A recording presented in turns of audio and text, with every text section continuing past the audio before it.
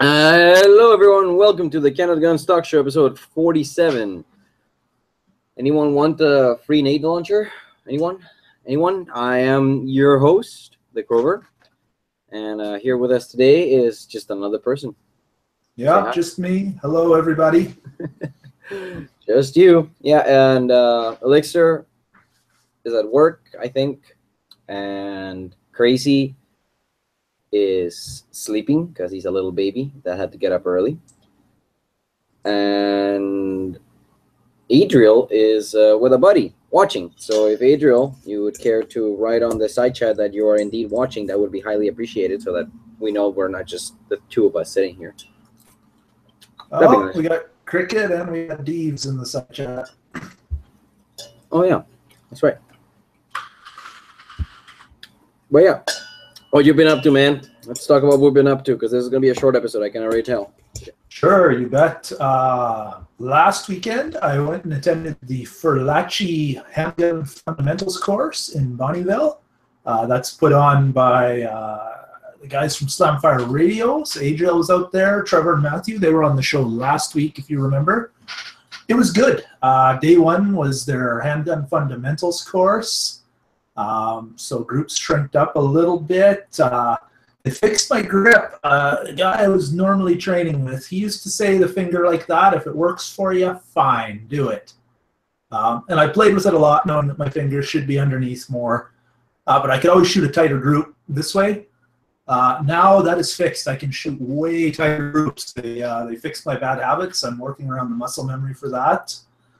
Day two was what they call Beyond Fundamentals. So it's kind of more, I don't know if you call it like closer to a black badge course, but movement oriented, target transitions, malfunctions, reloading with retention, that kind of stuff. Fantastic course. It is among the best courses I've ever attended. Only good things to say about it, and it was a lot of fun. Other than that, see if I can get this to even work out. If you look at this handgun now, there you go, see that? There's a laser coming out of that thing. I got the iTarget Pro system, which if people haven't seen it, it's just this plastic sled up here, and your phone goes in it like so, and it looks at the target. It's got a little app, but it records where that laser hits, and it scores you accordingly. So they've got three different little apps.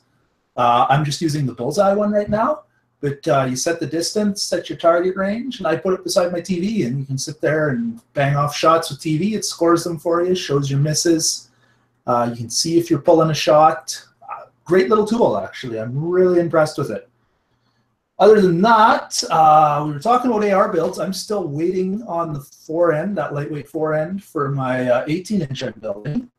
But I got bored, and I put this Cross Machine Company is the name of the rail on this. This is my current 3-gun rifle. It's a nifty little handguard. I really like it. Lightweight, fairly compact. It's only got a rail on top, but it has M-lock slots if you wanted more. And I put a Epsilon 556 VG6 brake on this. That's supposed to be the new hot one. Seems all right. I didn't notice with the E2 that there was particularly a whole bunch of muzzle rise or anything like that anyways, so I didn't notice a huge change, but I think a lot of that's because it's a pretty long forearm and I run my hand out pretty far towards the end, so you're not going to see a ton of muzzle flip anyways. But that got me looking at the other stripped lowers I had in my safe. So I've got a 7.5-inch build on the way now too. I'm building a little tight gun, but I took my 10.5-inch, and that's a Viking Tactics Alpha rail. But if you can see, I've got the Flaming Pig kind of tucked halfway in there. So pretty mean-looking little rifle. Actually, I'm really happy with how that turned out. That looks slick as fuck. Yeah, I like it quite a bit. So yeah, that's a 10.5-inch barrel, but this is an 11-inch rail. Took some finding to find out the KX3 Flaming Pig brake, but I found it. The only other tricky part is there's retention, I don't know if you call them shims or brackets in here. Normally you would have those in loosely and slide the barrel handguard over the barrel. I couldn't do that because there's like millimeter maybe worth of space around this. So I kind of had to drop them in and then hold my tongue just right and do them up. But it didn't take as long as I thought, and pretty happy with that. So what kind of stock are you gonna put on the 7.5? I've got a Troy, they call it like an M7A1 or what. It's a PDW stock. So that's what the modified buffer tube collapses straight up, has those 2 rods that go alongside the receiver. So I like those. Compact little package. I found a guy on CGN was selling one for a good price. It is,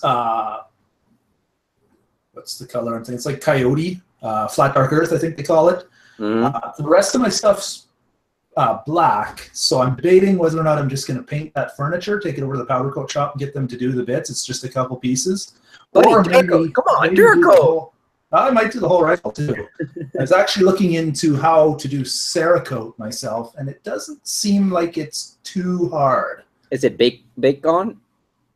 Cerakote, yes. Yeah, that's what I think I get confused. I was looking. There's Cerakote, there's Duracoat, Armacote. Armacote. Brownell Sounds that sells like it's like a Lumahide or something they call it. It's a polymer finish. There's a Molly PTFE in price. I looked at so many I don't even remember anymore. I've done powder coat before in my shop oven, and it's not that hard. So I might just do that. And if it doesn't work, we strip it and do it again. I see it in the side chat that Thieves is asking about the pistol holsters on my safe door. They just came with this actually. So what you see, they're just like a shitty cloth holster, but with Velcro on the back. And you can see there's Velcro patches here sewn on. This came with this safe. I think you can buy it as an option. I'm not 100% sure. But there's different pouches, whatever. I just got mostly just the holsters. Besides at the bottom, which I don't know if you can see, but it has one pouch that's unattached or unremovable. This guy down here with my foot. That fits a Chris Vector perfectly.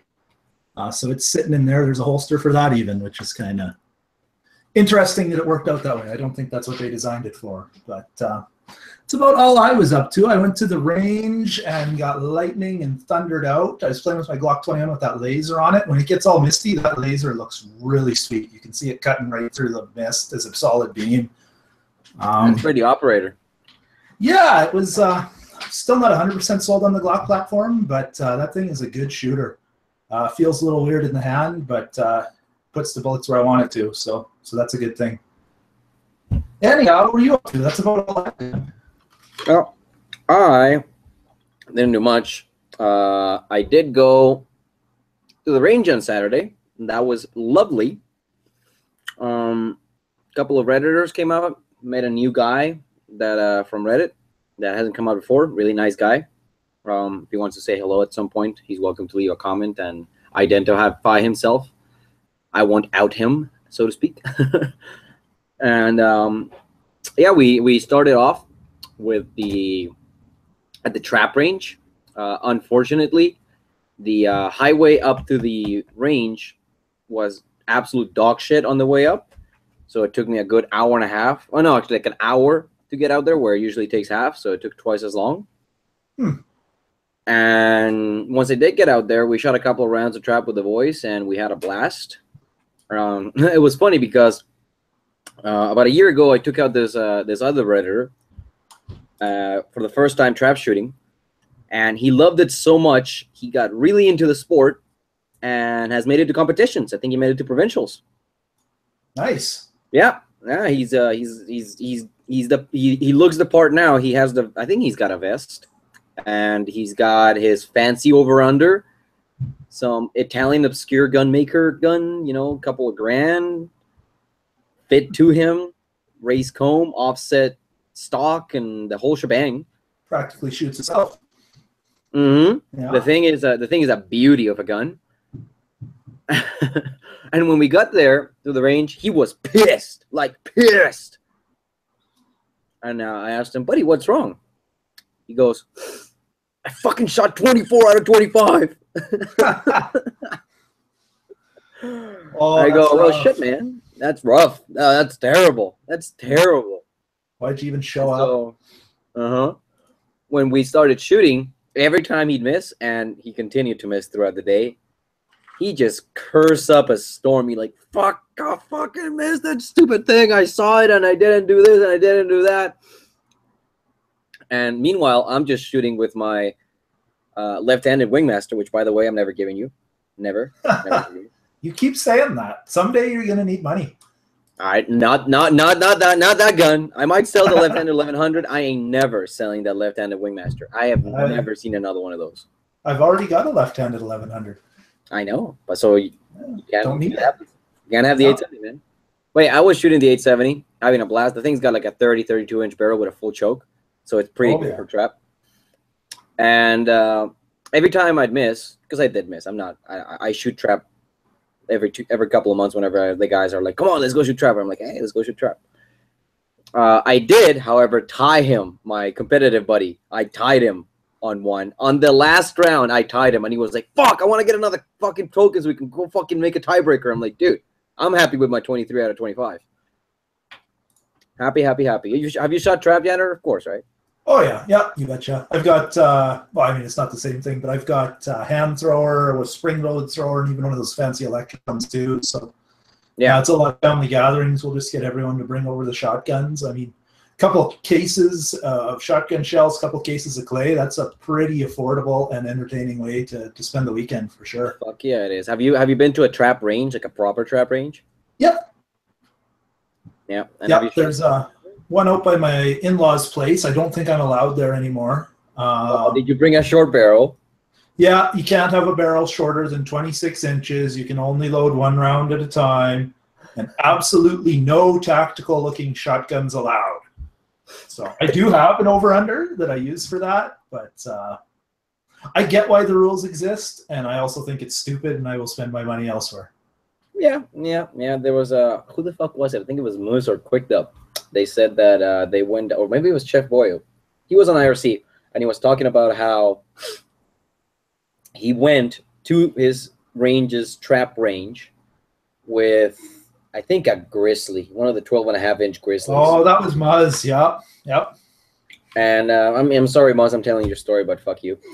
And he shot, and he shot well, which, you know, that always pisses off FODs even more when you show them up with a fucking 12.5-inch grizzly, whereas their $7,000 over-unders is not shooting as well as the $250 fucking Chinese clone of the 870. So one of the old-timers there just started fucking telling him, come on, man, you can't have that here. That's a prohibited shotgun. That's a prohibited gun. Okay. No, it's not, he goes. Well, it's a restricted. Well, no, it's not. Well, you can't have that on the trap range. Like, show me the rules, old-timer. And he argued with the old-timer until the club's president came down, took him aside, and went, it's not on the rules, but we don't really let, or, you know, we don't encourage people to come in with those short barrels. Not because we have a problem with it, but because the old-timers don't seem to get their heads around it. That not only are they not prohibited, not only are they not restricted, not only are they completely fine for shooting trap, they just don't get them and will not shut the fuck up about them, basically. Yep, so, squeaky wheel gets the grease. Yeah. So, you know, that's unfortunate that that's the case. I myself have taken ridiculous shotguns to the trap range and shot. I even shot the which one? The 10-inch MCS 870 at the trap range, and I got some really funny looks with from that gun. Of course, I didn't hit shit because it's fucking hard as hell to hit any clays with a cylinder bore, much less a 10-inch barrel. The muzzle blast is a little distracting. Got to be pretty quick and get them right up close, or you're pretty much done. Get them right the fuck out of the gate. But yeah, after trap, we had a lot of fun, and we drove/walked over to the rifle range, and we proceeded to sit there for 7 hours. We basically got to the actually no, it was more like 5 hours. We got to the trap range at like 11. We left at 1, and we sat with the three other Redditors and I. We sat at the rifle range shooting pistols and rifles until 6:30. So Saturday was an absolute fucking blast. We shot K31s, ARs, 22 bolt actions. Buddy of mine brought out his heavy barrel, those HVEs 1022s. You know which ones I'm talking about? Oh, I think I've got one of those. I got yeah, the 15-inch barrel hammer forge Ruger barrel. Yeah, I got one of those. That's a nice little setup. Little heavy for standing and shooting, but but fuck me, you put that on the bench and it's. I've popped a lot of gophers with that sucker. Oh god damn it! I wish I had brought my 22, or I wish we'd met up when I was out there. I definitely want to go gopher shooting. And yeah, we zeroed in a couple of scopes. My buddy with the fancy 1022. He also bought a Chinesium brand Bashnell red dot scope. Oh yeah, red dot sight. You know those totally not a clone of something else, Chinese clones. Yep. And the thing's got like a 5.6 MOA dot on it. Like it's bright as fuck even on the lowest setting. So we started at 50 yards and we weren't hitting the paper. So we took it down to 25 and it was like 4 or 5 inches low and off to the right. And yeah, we played with that until we kind of got it ballpark. And that's when he kind of realized that you get what you pay for. And, you know, you can shoot red dots up to 100, but they're better up close.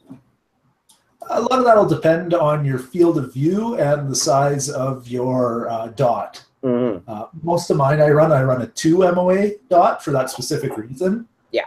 You know, if you're shooting at, let's say, a 4-inch target with a 4 MOA dot, I mean, it covers the whole thing. Yeah. So trying to determine the middle is pretty tough. Yeah. This dot was bright as fuck even in the lowest setting. It looked like a 6 MOA dot by that point. So even at 50 yards. Like a regular size target, you could barely see. Like it would just cover it up all entirely. Yeah. And yeah, the K31. Oh, we hung my steel. We hung my AR500 plate at 200 and at 250 yards. And once we zeroed and found the point of the hold with all our rifles, we were ringing that sucker all the time. It is just so much fun to hang steel at that distance. That's a great sound. And just sit there, plank, plank, plank, plank, plank. And buddy brought my old K31 that I sold them, and we hung the steel at 250 yards, and he was hitting it open sights with the K31. Once we found the hold from the bench, just bang, bang, bang, bang, bang. And he was really impressed with that. I was really impressed with that. Anytime you see good performance out of anything with iron sights, you should be proud of yourself. And he was doing well. He shot my chains twice, so he owes me like $15 and 2 chains and a carabiner. And then yeah, I was doing the same thing, and I grouped the Lone Crowbar finally with the Trigger Tech trigger Janner, and I'm happy to say it does well. It does really well. Oh yeah. This is with 55 grain Full Metal Jacket American Eagle. Oh sure. All camo. Blaster ammo. Just blaster ammo from a rest with a rear bag. This was, I measured it to be 1.3 MOA. This one down here is 1.6. What range were you shooting that from? That's 100. Okay. 100 with the obscene 16-time power scope that I have on my AR. Sure. And I'm thinking that as soon as I actually cook up a couple of loads of tight group. Is it tight group? No, Varget. Actually, you can did you know you can put tight group in 223? Apparently you can. You can. Generally, that is for subsonic. If we were allowed to have suppressors, that would make a lot of sense. Otherwise, I mean, you can do it, but yeah, I think I can't remember the velocity. I mean, I'm gonna look it up in a second. I pull up the Hodgdon website and see what the velocity is with tight group. But yeah, I have 9 pounds of Varget that I haven't actually opened. And I haven't actually loaded for rifle yet, so this will be the first foray into rifle reloading. that I make with 223, and I have a couple of weight projectiles. I think I have a 40 grain that I've been told not to shoot at the 1-in-7 twist because I'm going to strip the jacket. That, or you'll probably keyhole if nothing else. Yeah, a couple of 50s, couple of 60s, I think, and I might have a 70 grain projectile. I might not, but I do want to try and see if I can find one of those obscene like 80 or 90 grain 223 projectiles and see if it will stabilize well enough with this 1-in-7. I don't see why it wouldn't. I don't see why it wouldn't. It should. 77 grain seems to be a pretty common target shooting round for 223. I think I have that. I'm not sure. I have to check my projectiles, and I have to find some bulk projectiles because even with the savings of not having to pay for brass, it's still going to be expensive to put in those fancy projectiles in the brass, even if it is just once fire bulk brass, and using a moderate load of varget. Even though I have a lot of varget, I do want to get my cost down on it. I know some people say that you cannot reload 223 for any less than bulk ammo prices, but I disagree. But it depends. It's like anything you reload. If you're going for economy, cheap projectiles, whatever. Yeah, that's basically what I mean. I'm going to end up with like 2,000 pieces of brass, and I definitely don't want to spend 2,000 pieces of 2,000 projectiles that are quality worth of money on that brass. Well, that's where you got to keep it in mind when guys say it's more expensive. It's like, yeah, the 308 rounds that I load are definitely more expensive than, let's say, Federal Fusion or something like that. But if you compare it to like the Hornady match grade ammo, I'm making is better ammo and it's cheaper. So you got to make sure you're comparing apples to apples for sure. Yeah, exactly. I'm gonna be making precision ammunition, so I'm not reloading for that at bulk ammo prices. That makes no sense. No, that's right. Yeah, and yeah, I also got to test some of that Chinese bulk shit 5.56 ammo. Oh yeah, I run that just about exclusively. I found my buddy years ago, like 2-3 years ago, he and a friend split the cost of a bolt action 223 rifle, and they ran 5.56 out of it. So all those people that are like, oh my God, you can't run 5.56, they did, and the gun was fine. Yeah. But the problem was it was a Savage Axis rifle. It could not set off the hard military primers reliably. Oh, sure. Yep, it just couldn't. He would sit there racking the bolt on the same round 3, 4, 5 times, and it just would not go off. They ended up collecting a couple of boxes worth of duds, and I fed them through the rifle this weekend, and that shit went off fine. And you just need a stout hammer, it seems. Yeah. Well, you see that occasionally even with pistols. I know the Dominion Arms primers. I ran a bunch of those through my 9mm and through 45s, but they're all hammer-fired guns. And I've talked to other guys that have like M&P 9s or whatever, and they can't reliably set them off with the striker-fired pistol. Just because that Dominion Arms primer seems to be a little bit harder to shoot. Yep. So I actually ended up trading range strips worth of ammo that my buddy shot when he came to visit for all the 5.56 that he had left, which was I think like 300 rounds or something like that. Nice. Yeah. So that was a good trade, and I've been using it as blasting ammo, range blasting ammo. But I decided to group it for shits and giggles, and this here in the middle is the initial group. Kind of hard to see. Hold up. Okay, that's a little better. So basically what ended up happening is, there's 4 right in the middle, 5 right in the middle. It groups nicely, and then this fucking shit starts to happen. It just starts to pull to the left. And I don't know why. That was the first 10 shots of Dominion Arms ammo that I shot, and this was at the end of the day, right up there. It wasn't windy, or you weren't tired or anything, were you? No, it wasn't windy at all. It was a nice, sunny, cloudy day at 100 yards out of the heavy barrel 1-in-7 twist AR-15 with a trigger tech 3.5 pound match trigger. That's interesting. Generally, if you were looking at powder inconsistencies, neck tension issues, stuff like that, you'd expect the string to be vertical. Generally, horizontal is wind or U, but who knows? I mean, that's still for Chicom ammo out of Yeah, it's 3 MOA ammo, which is what's supposed to be.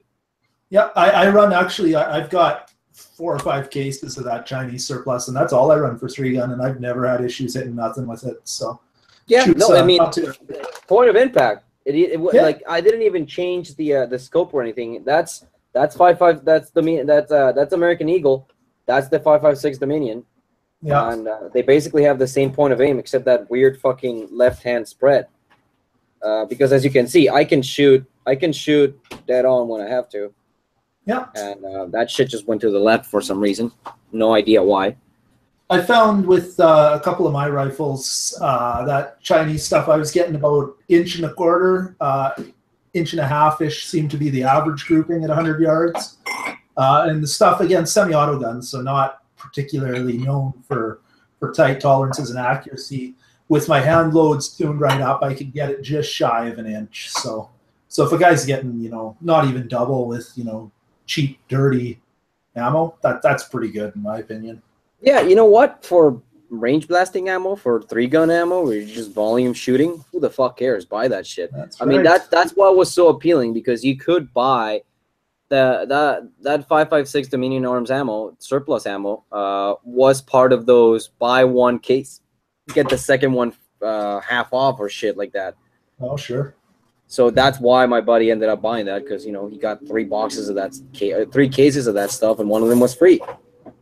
There's somebody in the side chat asking suggestions for distance to zero his 10-22 with tech sights. 50 yards.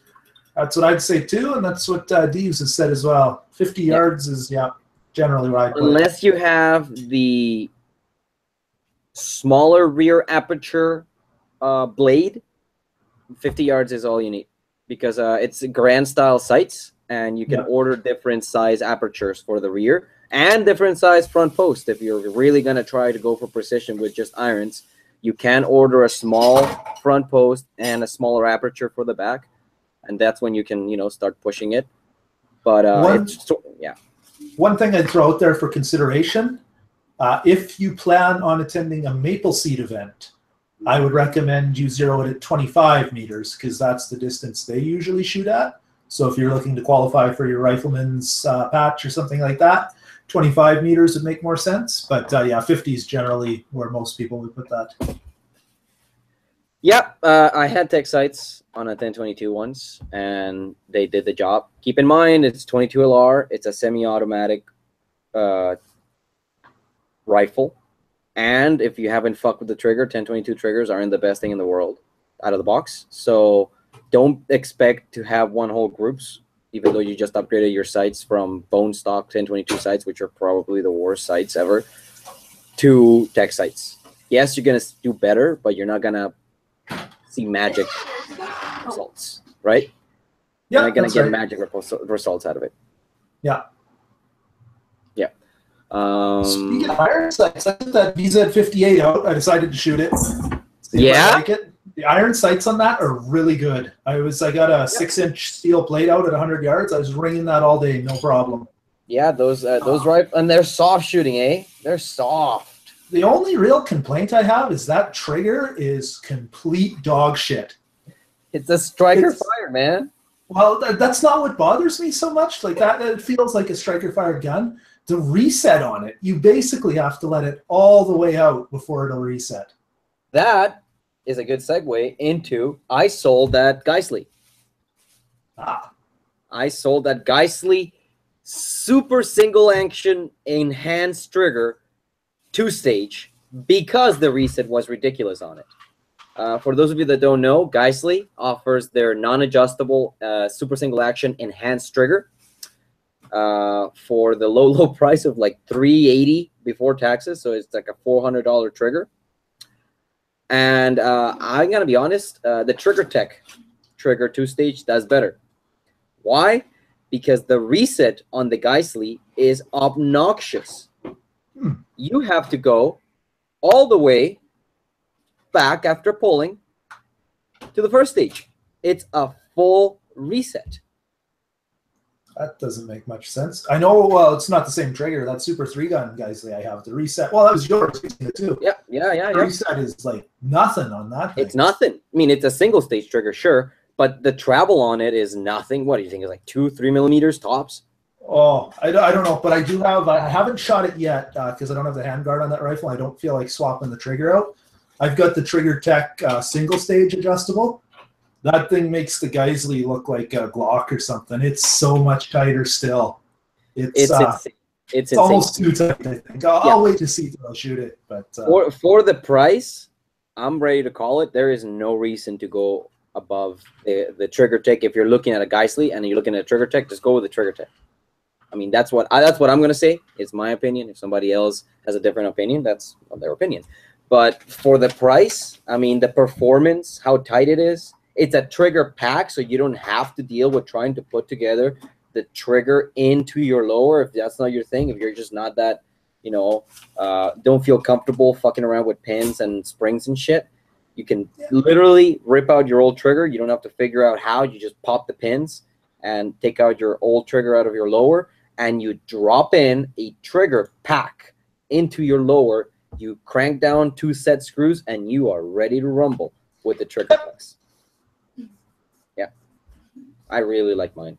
Yeah, I wanted to try it in a Canadian company and whatever. And like you say, it's supposed to be a good trigger. The price is awesome. I'll be curious to see how I actually like it once I get that gun in firing order. I'm still probably a month out before I get my stupid handguard. Why don't you just take that your 3-gun upper and just slap it on that lower and check it out? I could do that too, I guess. I don't know. The Geisley, I've got no complaints about it either. I think I'll just be patient and wait. But yeah, I could definitely swap that stuff out. Actually, interesting thing, that just reminded me. So that one I'm building, that's that F1 BDR 3G high-speed cheese grater receiver set. So I got the transfer notification for that. It was printed on June 26th. Oh, boy. And I'm sitting here. I'm going, haven't seen the registration certificate in the mail. I'm watching. So now it is what, July the 28th or something like that? 26th.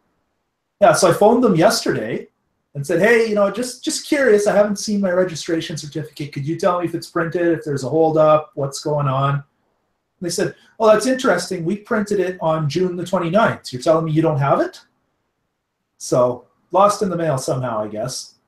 But the nice part is I've got a barrel on it. It's all ready to go. So I told them, well, don't even bother printing it. Let's amend the new registration certificate. It has an 18-inch barrel. Here's serial numbers, model numbers. So now they're just going to print me the proper certificate.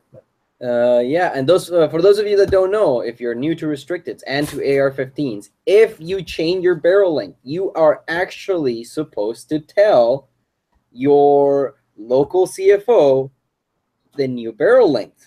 That's right. If you're playing Lego with your AR and you take a 16, 17, 18-inch barreled AR and you slap on your PDW upper 7.5, 10-inch barrels, you got to ring up the horse cops and tell them that your barrel is actually shorter, that your gun is deadlier, that it's more sleek, less drag, higher speed. Now, that said, I do believe, unless they've changed it, the regulation says you have to notify them within 30 days. That's right, 30 days. Alternatively, and this is advice from 2 people on the internet wearing headsets, so you know how reliable that stands up in court. If you have a lower and the upper is not on the gun permanently, there is nothing to change on the registration. Yeah, the main reason and lots of guys have lots of opinions. I'm not going to get into what's right, what's wrong. My concern is going to competitions or whatever. You're loaded up, lots of guns. If I start going, like I'm going to Saskatoon next month, I'm going to have to get a short-term ATT. I figured, it's probably better just to have the proper registration certificate instead of a suitcase full of a few different uppers separated from lowers. And yeah.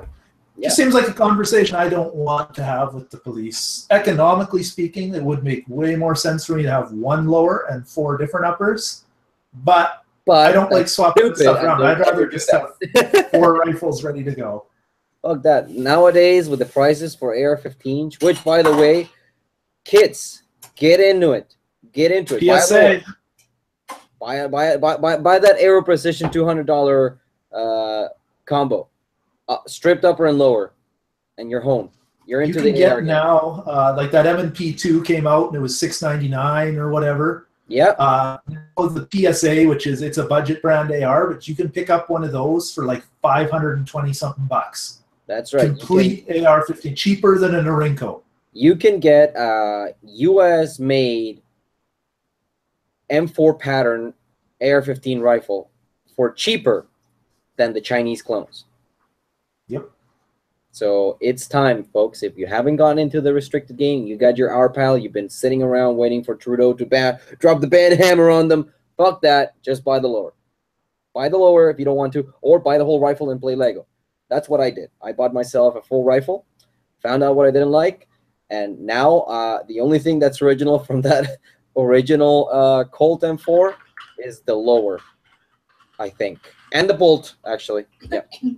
That's the only thing that's still stock from that rifle. It's the Colt bolt and the Colt lower. Everything else has been swapped. This was a complete Bushmaster when I bought it. And the only things that are still the same is the actual lower receiver and the upper receiver. Every single other part is different now. Yep. But that's why that 7.5-inch build is on the way. I was looking through my bin, and I literally had to order a gas tube and a barrel. And I had enough for another AR. So, yeah, right now I have a trigger, a safety, and no, I sold the charging handle. I have an extra trigger and a safety. So you know what? I'm like 10% of the way to a new rifle. Let's see. Are we good with questions? Oh shit! People are talking on the side chat. Someone's asking what's the cheapest you could buy a 50 Beowulf upper. Wolverine has them from time to time. If I recall right, they're about $1,100 last time they had them in stock. I've never seen that ammo anywhere though. I think they had the dyes and the brass, and they did have some complete ammo at that time when I looked. I did consider it briefly because it'd be cool, but also I thought, well, how often am I going to shoot that stupid thing? I already have a 45-70, holds just as many rounds. What's the difference? I looked into building. I'm not sure if the 50 Beowulf was the same, but I was looking at a 458 SOCOM, and you either have to buy an upper receiver with a bigger ejection port, or you have to hog out your ejection port, or the cases won't come out reliably. Beowulf might be the same way. So when I looked at building it, I came to the conclusion that it's cheaper just to buy the proper upper. As most guys that have built an AR-15 certainly find out in short order, yes, do you build exactly what you want? No, it is not cheaper. Nope. That is, unless you get lucky and for some reason Danish contract falls through and Colt Canada produces a number of incredibly well-made uppers, and for some reason it does not meet their expectation, and then they put them on the marker for $6.99. Yep. Well, I think that's why we're seeing the low AR prices right now. Those I think were the days. A lot of people thought Killery was going to get in, and then it didn't, and they're all sitting there going, well, shit, what do we do with all these AR-15s? Yeah, there's definitely indications that the production was being wrapped up or had ramped up to levels of panic, and then there was no panic because there was nothing to panic about. In fact, it seems that the U.S. is in talks of actually removing some of their restrictions that they have over their gun laws federally. Not provincially, Jesus Christ. Stateside, maybe not. But federally, with any luck, they will pass the Hush Act and get their suppressors off the NFA-controlled business. And then if that happens, then we can just point south of the border and go, see, they have them for no controlled way, so how come we can't? That would be a wonderful thing. Absolutely lovely. I would buy one of those ACC fucking muscle brakes and slap a con on my AR the day that happens. Yeah, cans for everything. I wanted those shotgun suppressors that they're starting. The Salvo 12s? Yeah. Oh, fuck. Imagine taking that to the fucking trap range. Yeah. 14-inch barrel with a 14-inch suppressor on the end. What do you mean? This is long enough. It's 28 inches from muzzle to chamber. What are you talking about? Yeah. Although, you know what would be That'd be even too more cool. hilarious? That would be for the FUDs. I know for a fact that there is a, I can't remember what that is called, but it is basically a barrel extension that is like 2.5, 3 feet long for shotguns. That is full of holes, and it dissipates the sound down to safe hearing levels. But obviously, I cannot remember the name of those things, but I've seen pictures of it. It's hilarious. It's like a 6-foot long fucking barrel in your shotgun. It's usually for goose hunting or something like that, where it doesn't really matter. You're just sitting on a blind, and then you race up the fucking lance up in the sky, and you blast the goose out of the sky with a thing. But hearing safe. Yep, be a hell of a thing. Somebody's got to think of those duck dogs. What are we deafening the poor puppies for? Think about the doggos, man. That should be the campaign. Yeah. For muscle for silencers / suppressors. But folks, speaking of shit posting,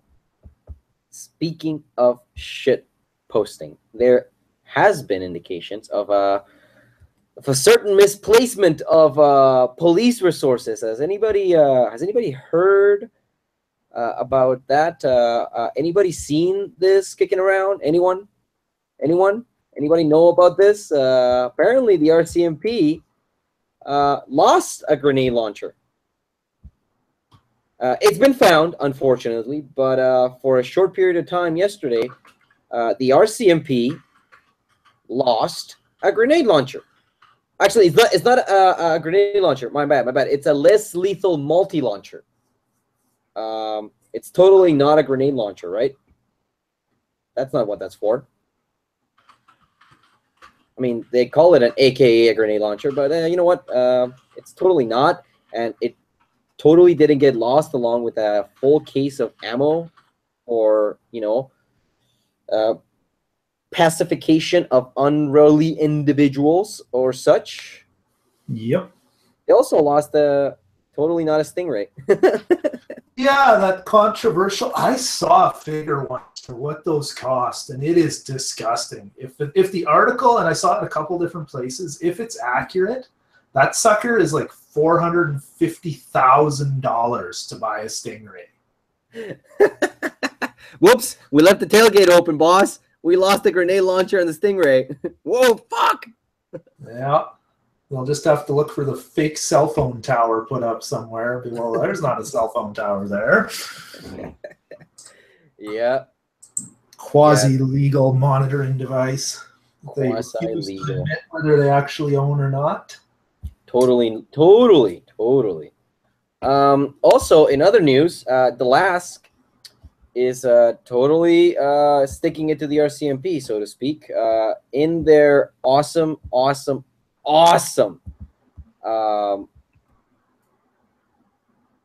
initiative. They have decided to shit. Hold on a second. This is being fucking. They have decided to make a 1022 type firearm that cannot take regular 1022 mags, and instead is taking their own proprietary 22 caliber mags that will not fit the Charger pistol. Therefore, they will not be deemed capable of using pistol mags and will not have the round magazine cap. And you're missing the best part. Every single part and piece from your 1022 will fit on that. That's right. All the guts, all the barrel, all the receivers. I mean, all the stocks, not the receivers. The receiver is the gun that is different than the 1022. And yes, folks, it will hopefully be classified as not a 1022 variant, and therefore not be subject to the magazine cap limits. And therefore, you will be able to once again take your 1022 escadeve rifle out on the boonies with a banana mag and blast away to your heart's content. Yep. That being said, what do you think it's going to cost, Janitor? Oh, knowing the LASK, it won't be cheap. And what I have the $699 number taken up. Yeah, I think, yeah, I don't know. I'd be interested in a couple of receivers for sure. I have a few 1022s around here, and if I could pop those back up to normal capacity magazines, I'm going to call it, not high. Not high. They're normal capacity. That would be great. That would be lovely, I would say. Yeah. Yeah, we'll see. I don't know. Yeah, it would be nice. It would certainly be nice if that's the case. And yeah. Do you have anything else that you'd like to bring up on today's show, Senor Janitor? I do not think so. Let's talk shenanigans. About a month ago, I saw a sought-after by me pistol on the Equipment Exchange on CGN. The gentleman had it up for $1,600 cash plus shipping, or $1,800 trade value. Say that again? $1,600 plus shipping cash, or $1,800 worth of trade value. Oh. Okay, so that's a thing, apparently. I asked the gentleman if he would be willing to part with the gun for $1,600 shipped. He said $1,650. So basically the same thing as plus shipping. And I said, thank you. And I left it alone. And that was a month ago. And yesterday, out of curiosity, I sent him another message because I looked at the ad and he hadn't bumped it in over a month. So maybe he sold it. I asked him, do you still have the firearm, sir? He goes, yes, I do. So I told him, $1,550 shipped. And the reply was glorious. Just absolutely enraged. If I remember correctly, because I just giggled and deleted the message right away. He said, and I quote along the lines, "Are you serious? I rejected your $1,600 offer before. I am only going to sell this for what I asked." Okay, thanks for your time. See you in a month. If it sells before then, good for him. If not, in a month, he's going to get a message for $1,500. I don't get people sometimes. Like, I actually don't understand this guy's rationale. I get no lowball offers, price is firm kind of situation. But, you know, he's sitting on the gun, and he's been sitting on the gun for like 3 months now. He stopped bumping the ad a month ago. I'm guessing nobody sent them a message since the ad is like a month old. So what's the deal, bro? It probably doesn't need the money. Yeah. No, he's going to get a message in a month, regardless. And he can be as sour as he wants to be. Start offering him interesting trades. I don't have anything else to trade. I sold all my guns that I needed to trade. Come on, I'm sure you've got an old pair of dirty underwear that were once worn by Val Kilmar, and 14 pounds of beef jerky, and 2 ball guns. I mean, I have the nickel-plated 44. By the way, if anybody wants to buy it, the ad is up on CanadaGuns EE if you want to buy the gun. I just want another 44. This one is too pretty to shoot, actually. It's, you know, if you want to sit on a good-looking gun, fucking buy this thing. This thing is about as good-looking as it gets. Even the goddamn nickeled-over pitting on the cylinder looks amazing. You can look at the pictures, folks. It's up in the EE. It looks like $1 million. It shoots like $1 million. It didn't have as well of a worn-on trigger as the other 44 that I had. The other one was just shot to fucking hell. So the trigger was super worn in and super deliciously smooth. This one's got a bit of a heavier trigger. But by heavier trigger, I mean that it's got a 2-pound trigger instead of a fucking 1-pound trigger on single stage. And the double action is just as smooth, really, between the old worn in and the not worn in 44 Magnums. But yeah, the EE, the Canadian Gun Nuts EE, what a place, isn't it, Jenner? Oh, yes. You got any fun stories from there? No, I don't try to go in there too often. I've sold a couple things off and on, bought a few things, but actually I haven't had any bad experiences. Generally, I don't try to dicker on price. I did on that Troy PDW stock. I offered him what he was asking minus the shipping. Like he had said, I can't remember what it was, something or other plus shipping. And I said, well, how about shipped for the same price? We split the difference on shipping. He came down $10, I went up $10. Fair enough. Yeah, other than that, it's pretty much been, I don't know. I don't really sell guns. No, you don't. Then you sell the one gun and you're like, I shouldn't have sold that gun. Yeah, I did. Never again. Never again. I have a very healthy EE trader rating in CGN, so they have come and gone. If I don't like it, it doesn't have to stay. Although it granted, it's been a lot of starter guns, a lot of cheap Chinese shit. I'm thinking, except with the exception of the piece of shit 1100 MacFed copy by Norinco, bought every single one of their shotguns.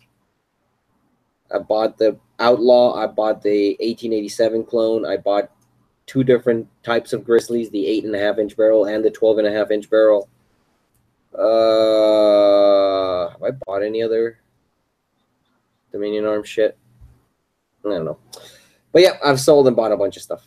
So yeah, I've had experiences, both good and bad, and scammed on Canadian Gun Nuts. On that note, if there's anything else you'd like to talk about it now, Jenner. I'm good. I'm good too. Folks, thank you very much for watching us tonight. I hope that our ramblings between the two of us were satisfactory. To that new guy that commented on the post, I hope we weren't as disappointing as I thought we were.